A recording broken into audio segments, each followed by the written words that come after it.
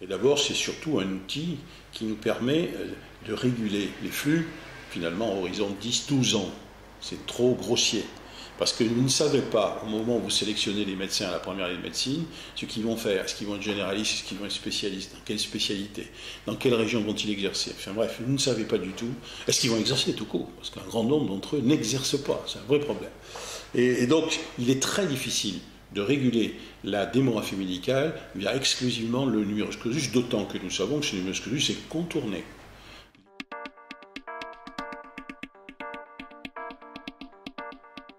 Il est contourné de deux façons.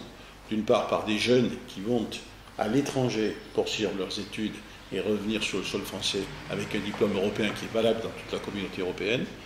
Et deuxième élément, c'est un certain nombre de praticiens qui sont formés à l'étranger et qui viennent sur le sol français s'installer. Et j'ajoute un troisième élément, c'est l'effet PSOA, c'est-à-dire cette fameuse université portugaise qui vient s'installer sur le sol français, dans le sud-est de la France, à Toulon et à Béziers, qui dispense des diplômes portugais sur le sol français et qui donc sont valables dans l'ensemble de la communauté européenne.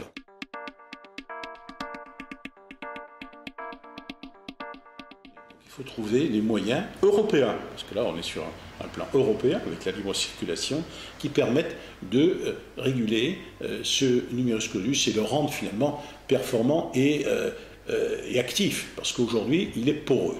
Mais il faut doubler cette régulation à l'entrée dans les études médicales par une régulation à l'entrée à l'internat, c'est-à-dire à la fin des cycles, et donc à l'entrée dans la spécialité. C'est là où il faut réguler.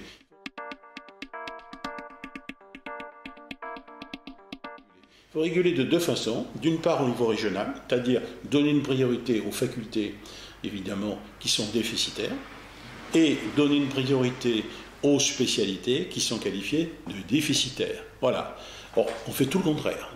Tout le monde sait qu'il y a une fac de médecine à Paris qui est excédentaire et qui mériterait d'être supprimée. Personne n'a le courage de le faire.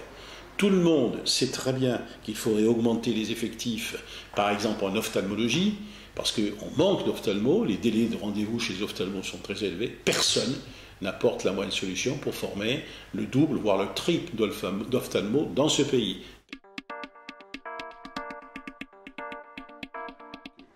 Il faut savoir en matière de démographie de quoi on parle. Et résumer la démographie exclusivement à la densité médicale est un non-sens. La densité, c'est le nombre de médecins par rapport à la population. Il faut également tenir compte des bassins de vie, des habitudes de consommation des gens. C'est-à-dire que certains, par exemple, ont l'habitude de consulter leur médecin sur leur lieu de travail et pas sur leur lieu de résidence. Donc ça change considérablement les choses. Il faut tenir compte de la structure de la population. Est-ce que c'est une population jeune? Est-ce que c'est une population plus âgée? Est-ce que c'est une population précaire, plutôt aisée? Enfin bref, tous ces facteurs-là font qu'on ne parle plus désormais de densité médicale, mais on parle d'accessibilité potentielle localisée. C'est avec ces outils de ce type qu'on aura une approche beaucoup plus fine de la démographie médicale. La féminisation et l'inspiration d'un mode de vie totalement différent de nos jeunes, auquel il faut évidemment tenir compte. L'effet 35 heures a dépassé largement le cadre des salariés. Il est aujourd'hui présent dans la gestion de nos cabinets.